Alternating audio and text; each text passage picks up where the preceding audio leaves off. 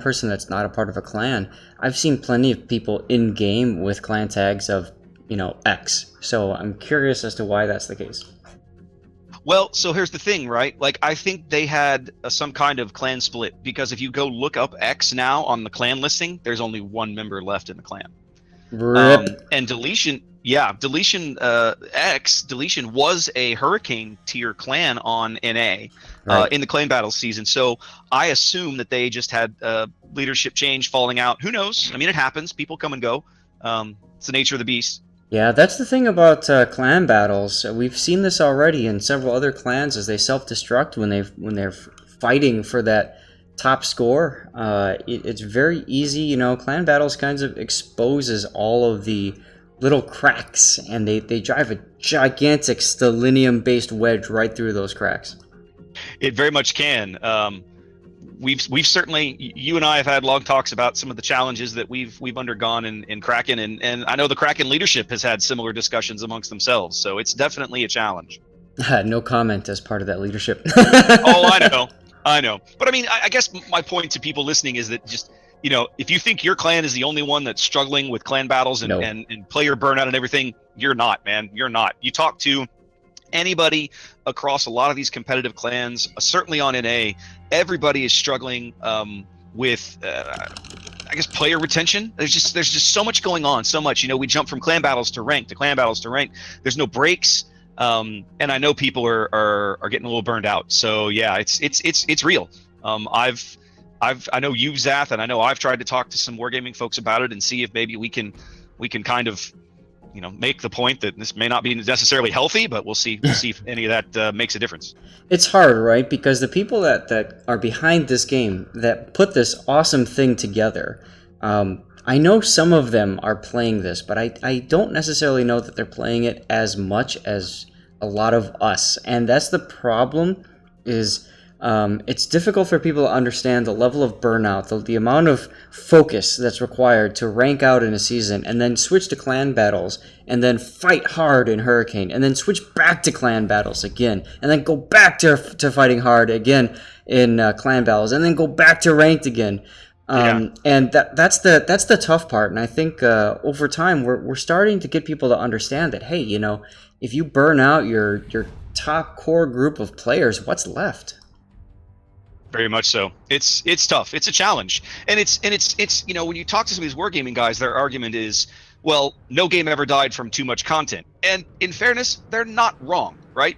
I mean, from their perspective, from the game publisher's perspective, you'd rather there be more to do than less. But let's come back to that conversation. We've dropped into the game now. Yes. Let's take a quick look at lineups. So I'm on the side of X, and we've got Montana, Yamato, Des Moines, triple Hindenburg, and 2 Gearing. So once again, Gearing very common. Calavera taking a very interesting lineup here. We've gone Midway, which I think already is interesting. Double Montana, fairly standard. Double Des Moines, nothing shocking there. Henri, you don't normally see an Henri. That's definitely an interesting choice. Double Hindenburg, okay, but only 1 destroyer, a lone Gearing for Calavera. Yeah, I don't like seeing that. That's going to really limit their chances to take caps and to get vision for their team. Yeah, but it does give them a health advantage coming in here. They can afford to trade damage if they need to somewhere along the way. Yeah, that is true. Although we're talking about, what, 18,000 hit points? 28,000? Looks like 40, 46, 44,000. I'm failing You at look math. up top.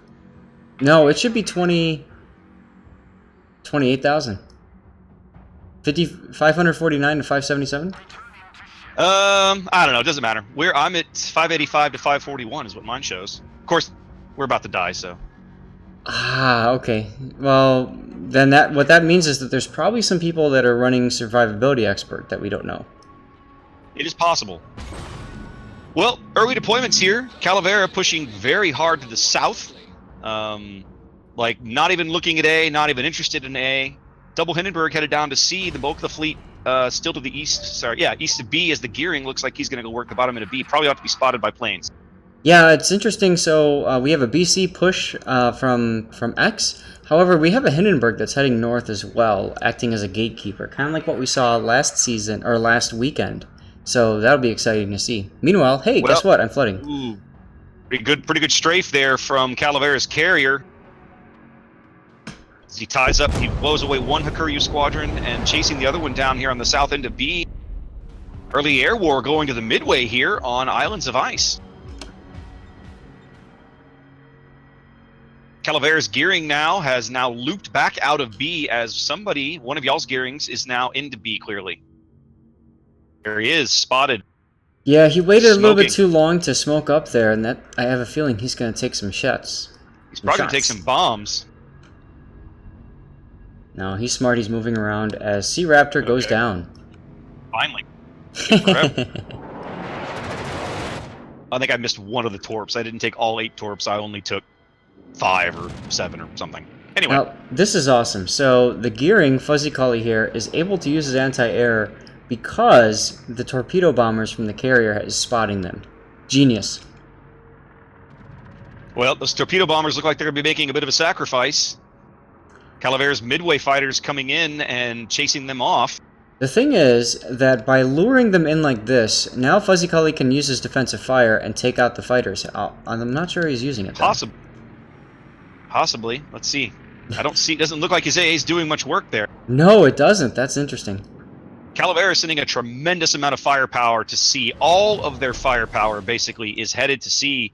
I can only assume their intention here is to just push directly through C and sweep up anything that's in their way. Here's the thing, though, with C being capped, they're going to have to push an entrenched team. That's hard. They are, very much so. It's going to be difficult because it's also going to be apparently obvious to X what's happening, and they'll be able to rotate forces down there.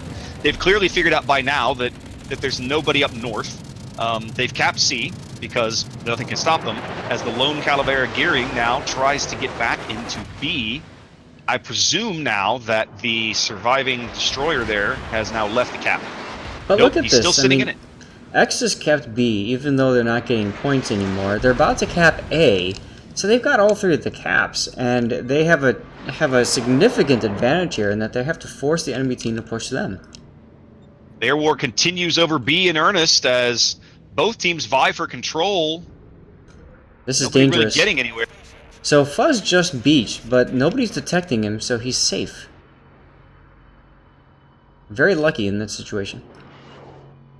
Well, CVR continues their push now.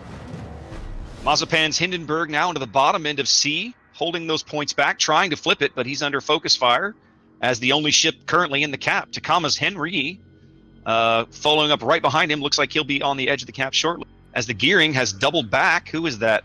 Is that Fuzzballs? That is Fuzzballs, indeed. There he is, working the far side of C there. They've spotted him. He's lots and lots of shells going in his direction. Yeah, Takama shot AP at him. I don't know why he shot AP. Probably what he had loaded. Yeah. Bomber tries Fuzzballs takes a little damage unsuccessfully. there.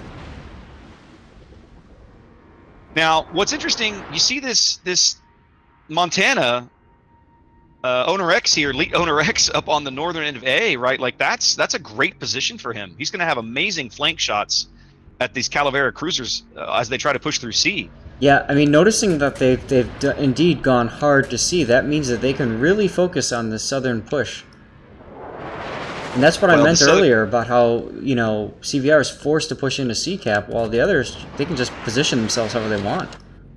Well, they're doing it here. 5 minutes gone, and the Calavera still has not made any forward progress in their points. X continues to tick up A, but both other caps remain contested as the violent air war over B continues, trying to keep Mameo's gearing from getting spotted and gunned down. The Calavera Midway really holding his own here, doing a great job despite being down 2 fighter squadrons. Yeah, that is really interesting. Yeah, he's doing a brilliant job with his fighter handling there. Now, you can't see this, but I just glanced at the minimap. He's the CVR Midway is now sending a torpedo strike up the 10 line. Presumably, he's going to go fish for that Montana and try to knock some damage into him. X's Des Moines now pushing into the northern end of B is pretty much going to drive Mameo out. I don't know how he's going to be able to try and contest this cap now with a Des Moines there. No, Well, meanwhile, the Montana on CVR side, is almost half health now. Not in a good position. the one in the cap. Yeah, resets Pico. continue as well. Yep, they still haven't capped yet. Almost 200 points down now, with 7 minutes gone here on Islands of Ice. Yep, Yamato here, Albino, is complaining. He is on fire and most likely going to be on fire for a while. But that's okay. He's got the HP to trade as he shoots the Montana. Job, man. All right, I think CVR is finally going to pick up C here. Yes, there they go. As their team continues to push through. Now there's a Hindenburg up here with this midway that we hadn't seen before. Yep. And Surprise! One of the Hakuryu fighters rotated back there. I guess that torpedo attack got sussed out because they turned around. Now they're headed back down the 10 line. Yeah, the bombers noticed them, and there's pinging on the minimap. They're aware of it. They know it. As the Montana is going to take a torpedo on the bow, and it's also on fire. And he's got shells coming in from the north from both the Hindenburg and the Montana on his flank. He's still exposed outside of that island. And that's he's what I on mean. fire you know, and presumably flooding. He's pushing. They're being forced to push through C, which makes sense, but they're paying a heavy price to do it. Well, CVR has given up a tremendous amount of health as they suffered the first casualty of the match here, losing a battleship just outside of C. How about this Des Moines? Here it comes. Here it comes. Watch the Des Moines down south. Yamato shells folded 1,000 times, folks. Oh, big hit. We don't know how much. Which though. Des Moines? The one that was in C-cap. There's two in C-cap. Which one did you have northern spotted? part. He didn't take a single point of damage. Well, interesting, because we see They all explosions. missed. Maybe the one bounced? I don't know. He didn't take any damage. Weird. Mameo now back into B as Calavera trails now by over 300 points. Down a ship and down a cap here, trying to stem the bleeding as they rotate some cruisers back to deal with this Montana Hindenburg push that's looped around through A. Montana just smacks Dushkik in the Hindenburg. Yeah, I see it. I see it now. The one I was talking about was Pakobers. And Yeah, he Hindenburg didn't take much. He didn't look like he took any damage. Hindenburg is taking some shots from the Yamato as well. Those are some pretty bad pens. Yeah, that Hindenburg needs to be moving. See, this is the thing with cruisers, right? Like if you're gonna run, oh, that's a big hit now.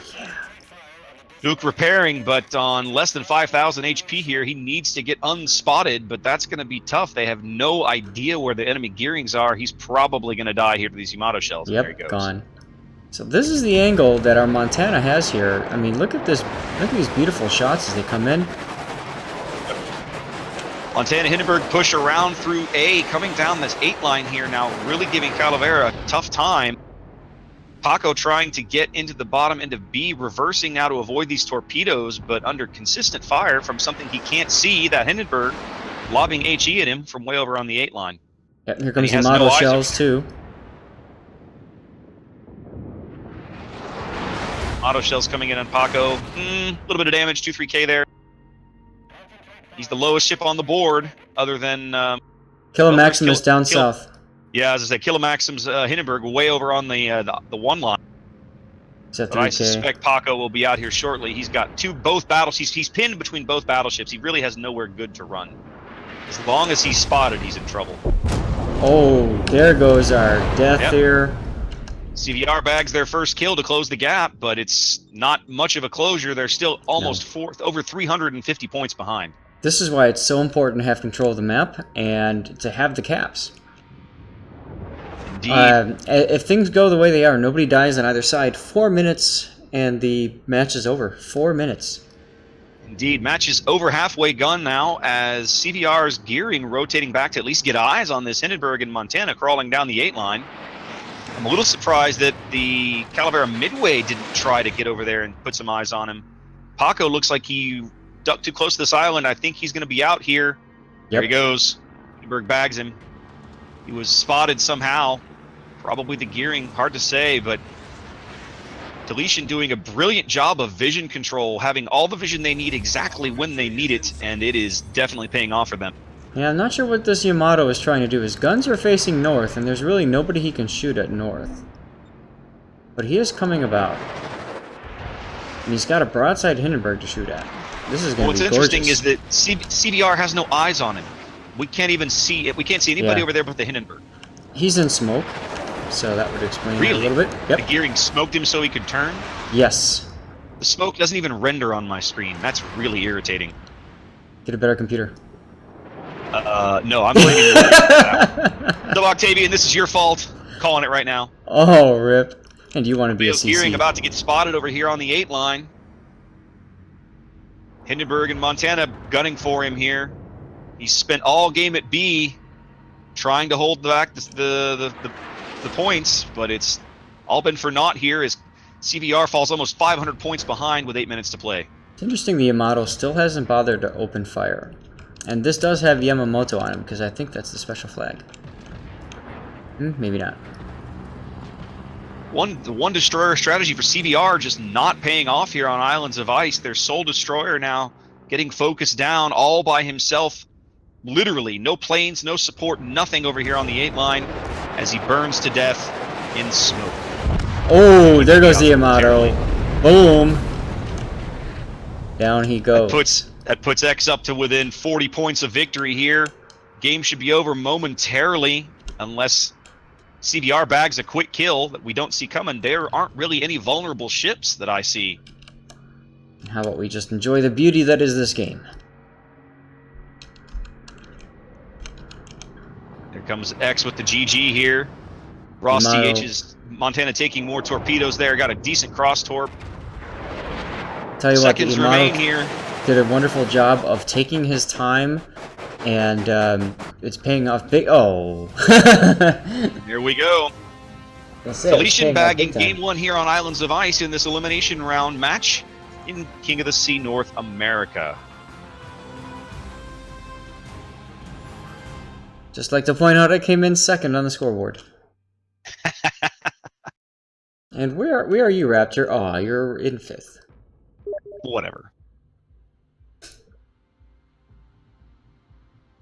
Now, when it comes to plane kills, Midway and Hakuryu leading both sides there. Kind of interesting. Indeed. You know, I felt like that match is a really good showcase of why Midway is probably just outclassed in this kind of event, because he just didn't have enough squadrons to keep. Really needed it. One destroyer. Have you ever seen a team only take one destroyer, Zath? No, that is interesting. I've never seen that, and it definitely cost CVR. I think that was an interesting comp choice that did not clearly was a big Achilles heel of their team. Well, yeah, we kind of called it early. That destroyer definitely caused some issues.